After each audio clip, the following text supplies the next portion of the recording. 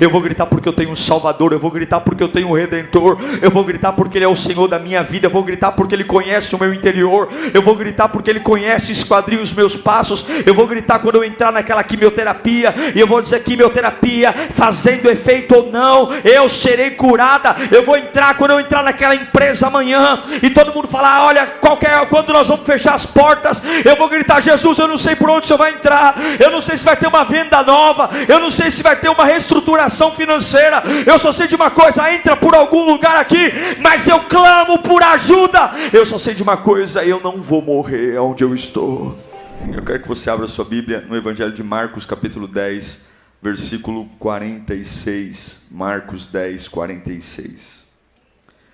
Diz assim o texto bíblico: então chegaram a Jericó. Quando Jesus e seus discípulos, juntamente com uma grande multidão, estavam saindo da cidade, o filho de Timeu, Bartimeu, que era cego, estava sentado à beira do caminho, pedindo esmolas. Quando ouviu que era Jesus de Nazaré, começou a gritar: Jesus, filho de Davi, tem misericórdia de mim. E muitos o repreendiam para que ficasse quieto, mas ele gritava ainda mais: filho de Davi, tem misericórdia de mim. Jesus parou e disse: chamem-no. E chamaram o cego. Interessante que a mesma boca que falou assim: cala a boca, agora vai dizer assim: ânimo, ânimo, levante-se, ele está o chamando. Como as pessoas são volúveis, né? Lançando a sua capa para o lado, deu um salto e pôs-se em pé e dirigiu-se a Jesus. O que você quer que eu faça? Perguntou-lhe Jesus. O cego respondeu: mestre, eu quero ver. Vá, disse Jesus, a sua fé o curou. Imediatamente ele recuperou a visão e seguiu Jesus pelo caminho. Curve sua cabeça. Pai querido, só uma razão de estarmos sentados aqui agora: te ouvir. Nós precisamos de Ti. Nós precisamos de Ti. Não dá para viver do jeito que a gente quer. Não dá para andar com as nossas próprias ideias. E eu te peço humildemente, fala conosco, Senhor. Fala com todos os corações aqui desejosos de Te ouvir. Alinha o nosso espírito, alinha o nosso coração, que enquanto eu ouço a Tua voz, ajusta a minha vida. Meu Deus, eu preciso da Tua voz. Fala ao pé do meu ouvido o que eu preciso de ouvir. Cura a minha vida. Transforma o meu ser e o meu coração. Nós precisamos tanto de Ti, Senhor. Precisamos do Teu cuidado, precisamos do Teu zelo em nós. Mas o mais importante, precisamos carregar a Tua voz. Inspire-nos, levante-nos, encoraje-nos. Queremos Te ouvir, em nome de Jesus. Esse texto, muito conhecido, se passa numa cidade chamada Jericó. É a cidade hoje mais antiga em funcionamento do mundo. Estivemos lá na última caravana. Essa cidade ela fica a mais ou menos 26 quilômetros de Jerusalém, que é o centro de Israel. E Jesus está saindo de Jericó. Jericó era uma cidade de passagem. Os peregrinos usavam Jericó para abastecer suas despensas, descansar, almoçar. Jericó não era um lugar de destino, era lugar para descansar.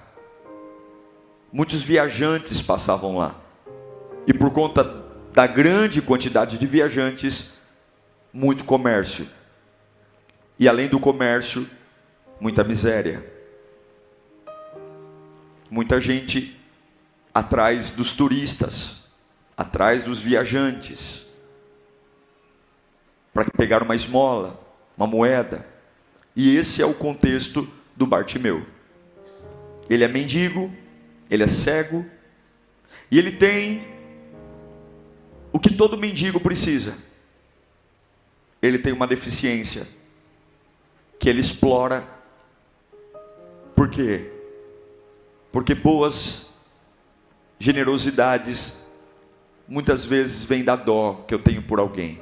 Eu tenho dó, então eu sou generoso. Esse cego ficava na cidade pedindo esmola, tudo isso você sabe. E Jesus está passando ali. Quem era Bartimeu? Não era ninguém. Não havia nada especial nele. E ele não era o único pedinte. Haviam dezenas, centenas. Como é que o pedinte era? O governo dava uma autorização para o pedinte. A autorização era uma capa. Essa capa era colocada sobre os ombros. E os pedintes sentavam à beira do caminho. E com aquela capa eles estendiam as mãos e pediam. Como a gente sabe que acontece aqui no Brasil. Pode me ajudar? Você pode me dar uma moeda? Estou com fome. Eu preciso comer, eu preciso ir para casa, eu tenho que alimentar não sei quem. E ele estava lá. E a voz de Bartimeu, cego, era como a voz de outras dezenas, se não centenas de pessoas. Não há nada de diferente nisso. Bartimeu era insignificante. Ele não era ninguém. Ele não tinha nada de bom. E talvez isso faça sentido porque essa história choca tanto a gente e toca tanto a gente. Porque não é difícil a gente se sentir assim. Bartimeu expressa muito algumas fases da nossa vida. Eu aprendi que pessoas comuns cansam rápido. Pessoas normais começam com muita intensidade, mas logo cansam. Mas eu entendi que pessoas de sucesso são pessoas que terminam. Não importa quanto tempo vai demorar. Ela termina. Porque a dignidade não está no começo. A dignidade está no término. Eu amo o que o autor aos Hebreus diz, em Hebreus 10, 39. Põe para mim. Nós, porém, não somos dos que retrocedem e são destruídos, mas dos que creem e são salvos. Eu pergunto, você gostaria de parar Jesus hoje para ele olhar para a sua causa? Quem gostaria?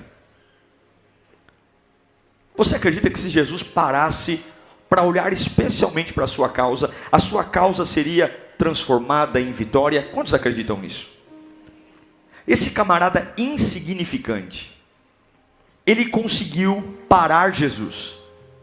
A Bíblia diz, o texto que li diz, então Jesus parou.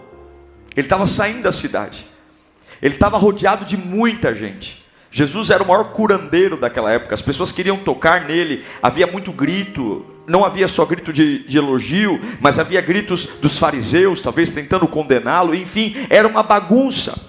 Era uma confusão. E era uma vozinha em meio a outras vozes. Mas a verdade é que Jesus parou. Ele parou o percurso de Jesus. E eu tenho que olhar para esse texto e ter um mínimo de curiosidade, porque é isso que eu quero. Eu quero sentir um Deus que para me ver, que para me ouvir, que para intervir na minha vida, porque Ele nos deu essa liberdade. Em Mateus 11, 28, Ele diz, olha, venham a mim todos que estão cansados e sobrecarregados, que eu vos aliviarei. Agora, como é que Bartimeu conseguiu o feito de se destacar de mais de 200, 300, 500 pessoas, sendo cego? Uma coisa é você gritar para uma direção, outra coisa é você gritar no escuro. Eu já acabei entregando o que ele fez. Ele gritou. O que ele fez? Ele gritou. Ele abriu a boca. E ele usou o que ele tinha. Porque talvez ele não conseguiria sair correndo para encontrar Jesus, ele é um cego. Mas ele grita. E quando ele grita, a Bíblia diz que as pessoas se incomodam com o grito dele. Esse grito não tem compostura, esse grito não tem elegância, esse grito não tem limite. Ele deixou de ser um pedinte para ser um tumultuador. Ao invés de ficar dizendo, por favor, uma esmola, caridade, estou sofrendo, estou com fome, eu não aguento, por favor. Ele grita, Jesus, filho de Davi, tem misericórdia de mim. E quando ele grita, a primeira sensação que ele tem, veja, ele não é um judeu. Ele não conhecia os mandamentos. Tudo que ele ouviu sobre Jesus, ele ouviu de conversa. Ele nunca visitou uma sinagoga. Mas de alguma forma ele colocou na cabeça que aquele transeunte que estava ali, aquele peregrino que estava passando ali, ele tinha algo diferente. E ele grita, e é interessante perceber que a Bíblia diz que muitos o repreendiam para ficar calado. Porque ele estava furando uma bolha. Ele estava quebrando um paradigma. Ele estava se portando no lugar que não era um lugar de fala para ele. O lugar de fala dele era continuar uma vida miserável, esperando dos homens. Mas agora no discurso dele, ele diz, Jesus, cadê a minha dor? Não tem. Filho de Davi, ele é o Messias, tem misericórdia de mim. A luta dele se tornou o terceiro tópico do seu pedido. Escute, eu vou dizer o que Deus tem para você. Quando Bartimeu, ele é impedido de gritar, e todos dizem, cala a boca, fique quieto, não fale mais nada, você está incomodando, você está sendo um estorvo. A Bíblia diz que ele decidiu que aquele dia seria o dia do milagre. Ele tinha duas escolhas: ouvir o que a maioria está dizendo, ou escolher que aquele dia seria o dia do milagre. Você tem muitas escolhas hoje. Esse pode ser mais um culto da sua vida, e hoje pode ser o culto do seu milagre. Hoje pode ser mais um culto que você vai dizer, pastor, como foi bom ir à igreja, estou voltando aliviado. Ou você pode dizer, pastor, esse foi o culto que mudou a minha história. Hoje foi o culto que mudou a minha vida. Hoje foi o culto que eu saí da igreja pensando o que eu nunca pensei. Hoje foi o culto que me impulsionou para atitudes que eu nunca imaginei. Porque o que eu vou me importar a fazer, o que eu vou fazer não vai deixar eu ficar confortável no lugar que eu estou. A Bíblia diz que ele decidiu gritar mais alto. Não pode gritar, Jesus, filho de Davi, tem misericórdia de mim. Jesus, filho de Davi, tem misericórdia de mim. Cala a boca, cego. Jesus, filho de Davi, tem misericórdia de mim. Cala a boca, sujo. Jesus, filho de Davi, cala a boca, miserável. Jesus, filho de Davi, tem misericórdia de mim. Cala a boca, trapo humano. Jesus, filho de Davi, tem misericórdia de mim. Cala a boca, divorciado. Jesus, filho de Davi, tem misericórdia de mim. Cala a boca, doente. Jesus, filho de Davi, tem misericórdia de mim. Cala a boca, doente. Jesus, filho de Davi. E a Bíblia diz que esse grito entrou nas entranhas de Jesus. A Bíblia diz que, olha, nem todo mundo parou, todo mundo queria que ele se calasse, mas a Bíblia diz que Jesus está quase saindo de Jericó. E você não pode deixar Jesus sair de Jericó hoje. Você não pode, porque talvez seja essa a sua oportunidade. Ele estava quase saindo. Nunca mais Jesus voltou para Jericó depois daquele dia. Nunca mais. Era o tudo ou nada. Era aquele dia ou não tinha outro dia. Era aquele dia ou não tinha outra oportunidade. E ele não está nem aí. A garganta está doendo, as veias do pescoço estão quase estourando, a boca está seca, há uma nuvem de testemunhas em cima de mim, tentando me sufocar, mas ao invés de me render, eu grito mais alto, Jesus, filho de Davi, tem misericórdia de mim. E a Bíblia diz que esse grito parou o mestre. Uau! Parou, porque os ouvidos de Deus são sensíveis para um clamor. Os ouvidos de Deus são sensíveis em qualquer parte desse planeta. Jeremias 33:3 diz: clama a mim, responder-te-ei, anunciar-te-ei, direi coisas grandiosas e insondáveis a você. Clama a mim, clama num pequeno resultado, numa pequena ação. A gente precisa entender que não é uma grande situação, mas é um grito de clamor, uma lágrima no altar. Um grito desesperado por ajuda, carregado de uma angústia, gerou um milagre. Em Isaías 66:2 diz que ele olha para o aflito, ele se compadece do aflito, ele tem misericórdia do aflito. E eu vim aqui para dizer hoje, que sim, há uma pressão enorme para que você se molde ao caminho. Há uma pressão enorme para que você continue no caminho, cumprindo o seu papel medíocre, mas mantendo todos os protocolos. Mas tem milagre que os protocolos têm que ser quebrados. Tem milagres que a elegância tem que ser deixado de lado. Tem milagres que eu não estou mais nem aí, porque só eu sei o vazio que eu levo para a cama. Só eu sei o quanto é difícil ficar nessa vida de escuro, esperando que alguém me pegue no ombro e me mostre o caminho. Como é difícil depender. Mas o que os outros querem? Cale-se. Cale-se. Satisfaça-se. Viva assim, Bartimeu.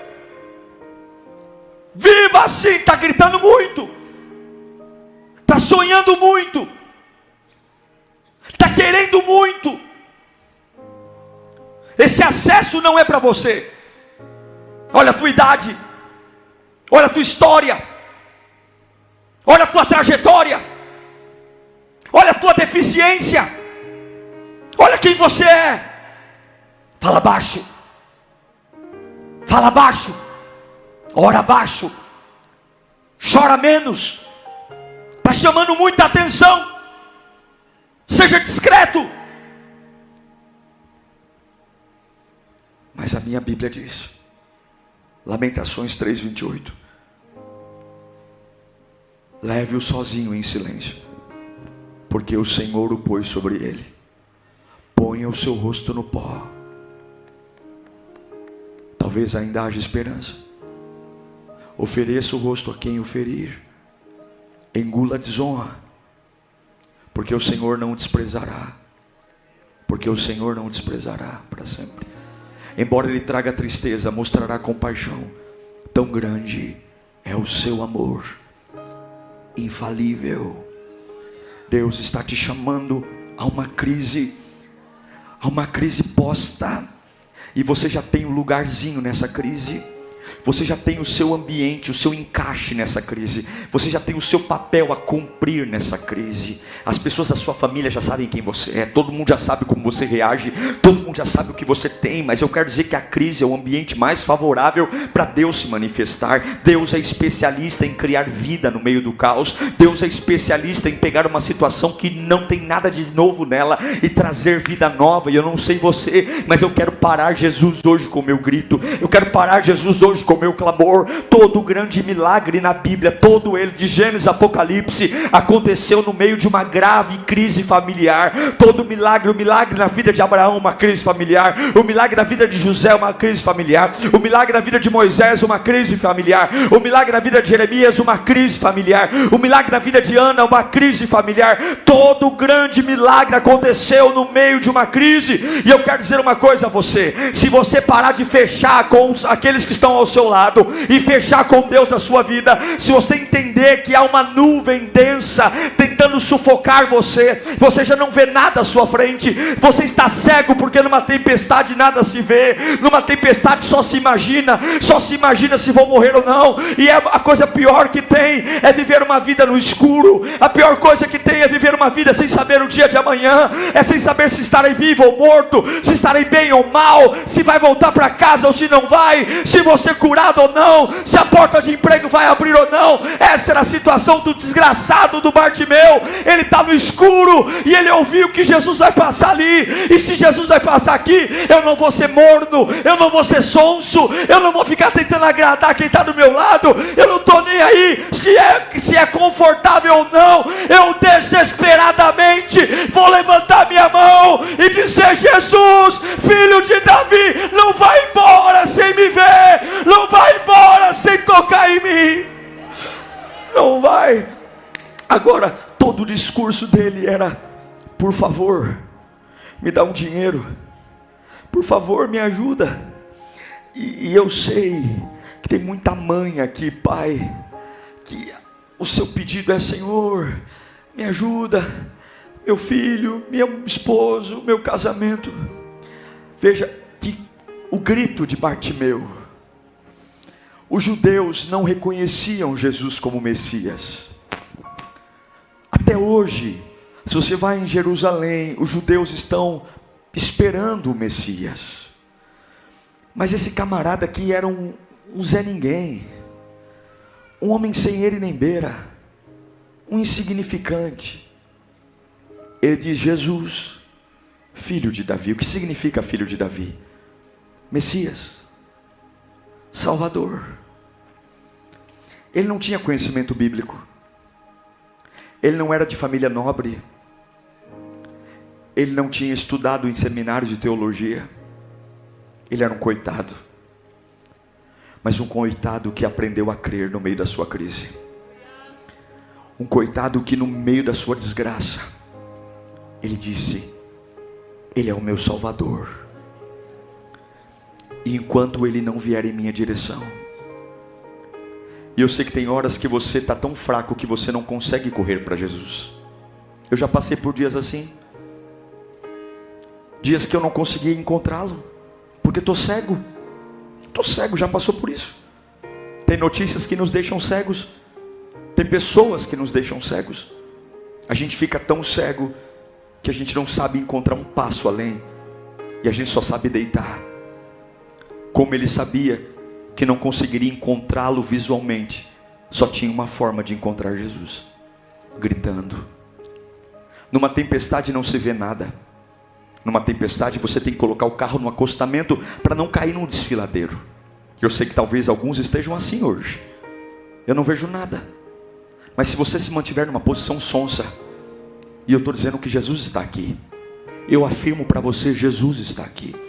Eu afirmo para você que o homem das mãos furadas está aqui, o Todo-Poderoso, o Onipotente, o Pai das Luzes, aquele que não falha, aquele que não mente, aquele que te ama, aquele que antes que saia uma palavra da sua boca, ele já vai saber o que você vai dizer, aquele que não tira os olhos de você e coloca anjos acampados do lado direito, do lado esquerdo, aquele que preservou a sua vida até hoje, não permitindo que o diabo te tomasse. Ele está aqui hoje, e você tem uma chance. Qual é a chance? A chance é ficar dizendo: ai meu Deus, mas é tão grave a minha vida, mas é tão grave a minha vida, eu tenho tanta coisa para resolver. Olha, eu tenho um histórico, pastor, eu tenho um histórico, eu tenho uma trajetória, eu sou cego, eu sou mendigo, é minha família, é meu filho, é meu casamento, é a minha história. Ou você pode dizer para a tua história: sai da frente, Satanás. Jesus, filho de Davi,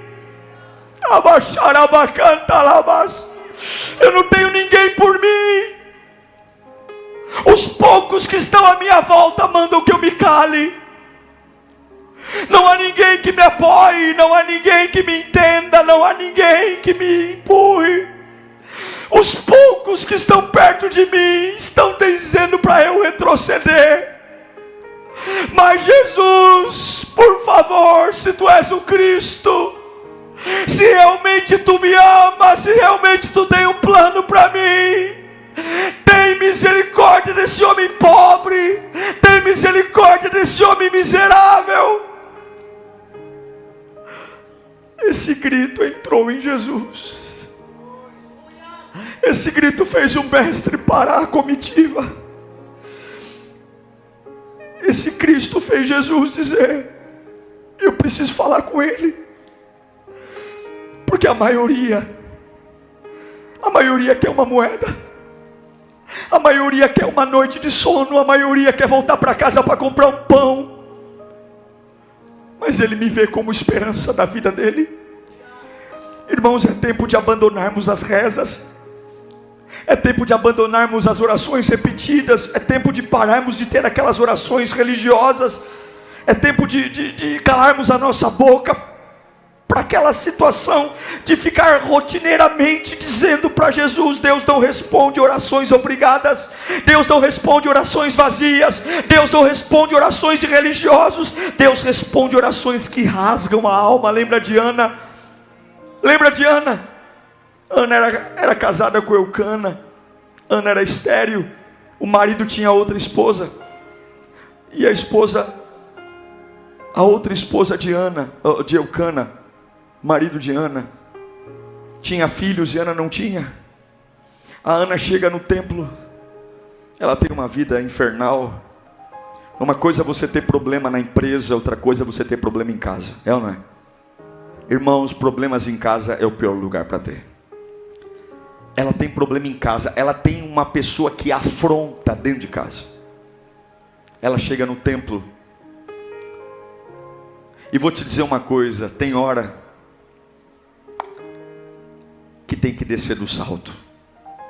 A Ana entra no templo e a Bíblia diz que ela vai orar. Coloca para mim 1 Samuel, capítulo 1. Eu quero ler com você essa oração. Ela tem um inferno em casa. Põe o versículo 1. Ou 12, perdão, 12 é. Enquanto ela continuava a orar diante do Senhor, Eli observava o quê? A boca.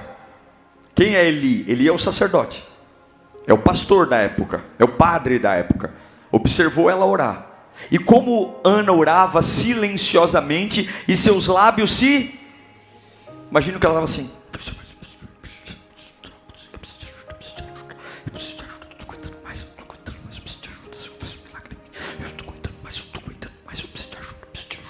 Porque é isso. Ela está silenciosa, mas os lábios se mexiam. É como se ela estivesse vomitando. As mulheres não podiam se expressar de uma forma livre, não podiam. Mas como Ana orava silenciosamente, os seus lábios se mexiam, mas não se ouvia a sua voz. Então Eli pensou que ela estivesse embriagada.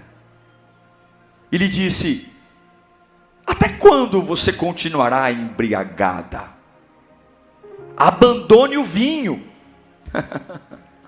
E Ana respondeu: não se trata disso, meu Senhor. Eu sou uma mulher muito angustiada. Eu não bebi vinho, nem bebida fermentada. Eu estava derramando a minha alma diante do Senhor. Eu estava dizendo para o Senhor que eu não aguento mais. Eu estava dizendo para o Senhor que eu não quero voltar para minha casa e encontrar o que tem lá. Não julgue a tua serva. Não julgues tua serva uma mulher vadia. Os religiosos não vão entender. Eu estou orando aqui até agora por causa da minha grande angústia e tristeza. É por isso que eu não estou parando, eu não consigo. Enquanto eu não senti o toque dele, enquanto eu não senti o amor dele. E ele respondeu: vá em paz, que o Deus de Israel conceda o que você pediu. Ela disse: espero que sejas benevolente para com a tua serva. Então ela seguiu o seu caminho, comeu, e o seu rosto já não estava mais abatido. Não estava mais. Porque Ana foi como Bartimeu. Tem coisas, irmãos, escuta aqui para mim, escuta aqui, nós vamos orar. Tem lutas que você está enfrentando, que você vai ter que borrar a maquiagem. Tem demônios que você está enfrentando, que você vai ter que marchar dentro da tua casa. Tem guerras que você está enfrentando, que você vai dizer: Senhor, se o Senhor não me abraçar hoje, eu vou morrer. É como Jacó: eu vou abraçar o anjo, e eu não vou largar o anjo até que o anjo me abençoe. Não é possível ouvir o silêncio. E você saiu da sua casa hoje porque algo te trouxe para cá. Você não veio aqui porque não tinha o que fazer. Você sabe que precisa estar aqui.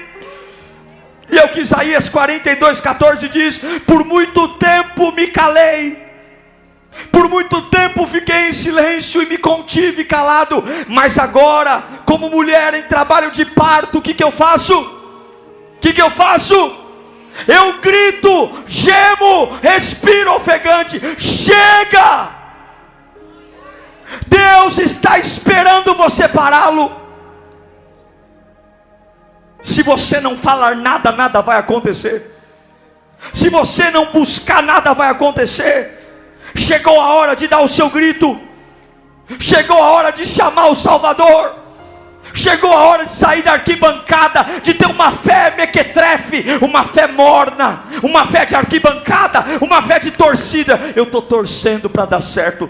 Quem torce é gente que não confia em Deus. Eu não torço por nada, eu tenho certeza. A fé não é uma torcida, a fé é o firme fundamento das coisas que não se veem e a certeza daquilo que se espera. Eu não torço não, eu tenho certeza Deus vai cuidar da minha casa, eu tenho certeza Deus vai cuidar dos meus sonhos, eu tenho certeza Deus vai cuidar do meu corpo, eu tenho certeza. Como o reino de Deus sente falta de homens e mulheres decididos, como o reino de Deus clama por homens e mulheres que se colocam na brecha e não tem medo do fogo, não tem medo da vergonha, não tem medo de ninguém. Por quê? Porque eu sei que Ele é o meu Salvador, eu sei quem Ele é. Pessoas comuns se cansam, pessoas comuns param. Por muito tempo você se calou. Aí você diz assim: pastor, mas é que a pressão é muito grande. Você viu o texto? Quando Bartimeu começa a gritar, as pessoas dizem para ele assim: cale a boca. Mas quando Jesus o chama, as mesmas pessoas que mandam ele calar a boca falam: ânimo, ele está te chamando. Você vai parar a sua vida por conta de opinião de alguém? Os que te aplaudem hoje te vaiam amanhã, e os que te vaiam hoje te aplaudem amanhã. O mesmo povo que mandou ele se calar é o mesmo povo que bate no ombro e diz: parabéns, ele está te chamando. Você tem que ter um compromisso com o seu Criador. Você tem que fechar com Deus de um jeito tão profundo, que as vozes não te calem. E que quando elas vierem, você fale ainda mais alto. Você fale mais alto. Fale mais alto. Algumas vezes eu escuto coisas que machucam e ficam na nossa cabeça, martelando. E eu aprendi que eu preciso gritar por Jesus mais alto. Eu preciso chamá-lo, porque Ele sempre ouve. Ele sempre ouve. Ele vai até Jesus. Imagino que alguém pegou na mão dele e foi guiando, porque ele é um cego. Mas eu vou chegar, porque Jesus me viu. Eu não vi Jesus, mas Jesus me viu. Você não precisa ver Jesus. Eu não sei por onde Ele vai salvar você, mas eu sei de uma coisa: se Ele ver você, alguma coisa vai acontecer. Mas você tem que chamá-lo. Chamá-lo. E quando ele chega perto de Jesus, Jesus diz: o que você quer? É óbvio que ele queria ver. Mas escute, e aqui eu encerro.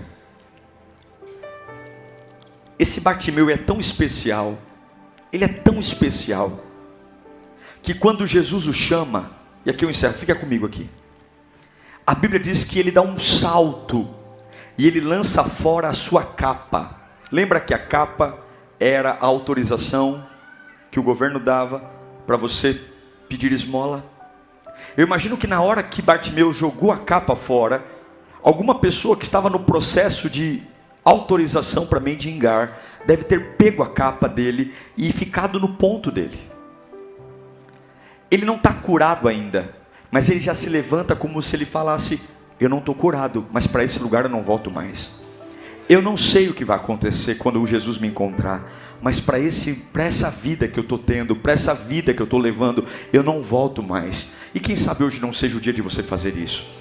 Eu não sei onde Jesus vai aparecer, eu não sei como Ele vai fazer, mas não seria tão bacana de você romper com o lugar que te sustentou até hoje? Eu não estou falando de empresa, de dinheiro, eu estou falando daquilo que sustenta a sua alma, aquilo que alimenta o seu espírito, aquilo que faz você ter um dia bom ou um dia ruim. E eu não sei se vai começar na tua casa, no teu trabalho, na igreja. Eu só sei de uma coisa: se Jesus te ouvir, Ele para. Se Jesus te ouvir, Ele para. Se Jesus te ouvir, Ele para. Ele já me ouviu em quantas noites escuras da minha vida. Ele já me ouviu. Eu me lembro de uma vez de deitar ao pé da minha cama e eu não conseguir falar nada, nada, não saía uma palavra. Eu só sabia gemer ao pé da cama. Eu só sabia gemer. Só que eu entreguei o meu melhor gemido. Eu não posso falar, mas eu posso chorar e eu posso gemer. E de uma forma que eu não sei explicar. É como se ele pedisse para os anjos irem me acompanhando até a presença dele. E eu sei que ele chegou perto de mim. E não há palavra no mundo que console a minha vida como ele me consolou naquele dia. Ele disse para mim o que ninguém conseguiria dizer. Ele tocou onde ninguém conseguiria tocar. E era como se ele me perguntasse: Diego, o que você quer que eu te faça? E eu perguntei a ele, e eu disse a ele o que queria. E imediatamente ele me devolveu e me deu o que eu precisava. Esse Jesus Cristo de Bartimeu, e que foi na minha vida, ele está aqui hoje, meu irmão. E eu quero dizer para você: chame ele, clame por ele, grite por ele. E quando Jesus o pergunta: o que você quer? Eu quero ver. Eu quero ver. Ele não pede dinheiro. Ele pede para não ter mais a limitação. E hoje eu sei que você vai voltar para sua casa diferente. Hoje nós vamos gritar aqui. Hoje nós vamos sair do salto. Hoje nós vamos simplesmente dizer para Jesus como Ana: eu não vou voltar para minha casa do jeito que eu deixei minha casa. Olha, eu sinto muito por aqueles que acham que demora muito, mas o encontro com Jesus muda tudo. Eu sinto muito, mas amanhã eu serei um novo profissional. Eu sinto muito por quem gosta dessa minha versão, mas eu quero dizer que eu não vou manter essa minha versão pedindo esmolas emocionais para agradar um, para agradar outro. Deus tem vida nova para mim, Deus tem poder, Deus tem unção, e eu vou gritar porque eu tenho um Salvador, eu vou gritar porque eu tenho um Redentor, eu vou gritar porque Ele é o Senhor da minha vida, eu vou gritar porque Ele conhece o meu interior, eu vou gritar porque Ele conhece e esquadria os meus passos. Eu vou gritar quando eu entrar naquela quimioterapia, e eu vou dizer: quimioterapia fazendo efeito ou não, eu serei curada. Eu vou entrar quando eu entrar naquela empresa amanhã, e todo mundo falar: olha, quando nós vamos fechar as portas, eu vou gritar: Jesus, eu não sei por onde o Senhor vai entrar, eu não sei se vai ter uma venda nova, eu não sei se vai ter uma reestruturação financeira, eu só sei de uma coisa: entra por algum lugar aqui, mas eu clamo por ajuda. Eu só sei de uma coisa: eu não vou morrer onde eu estou. Eu quero que você feche os seus olhos. Você tem que entregar algo a mais a Deus aqui. Você tem que entender que as pessoas já se acostumaram com quem você é. Talvez ninguém acredite mais em você e nem na sua vida. Talvez você seja mais um, só mais um. E você até pode vir à igreja, você até pode congregar, mas tem um limite para a sua felicidade, tem um limite para a sua liberdade. As pessoas toleram até um certo ponto o seu crescimento. Chega uma hora que o seu crescimento vai incomodar. Chega uma hora que a sua felicidade vai trazer crises. Chega uma hora que você está querendo se aparecer, você está querendo se mostrar. Por que você quer ter essa força? Aqui na família ninguém é assim. Por que você quer superar as coisas tão rapidamente? Não é assim que funciona. Não é. Fale baixo. Fale baixo. Fale baixo. Cale-se. Ninguém se cura tão rápido assim. Não, cadê as moedas? São as moedas que te sustentam. Você tem que ficar firme nas moedas.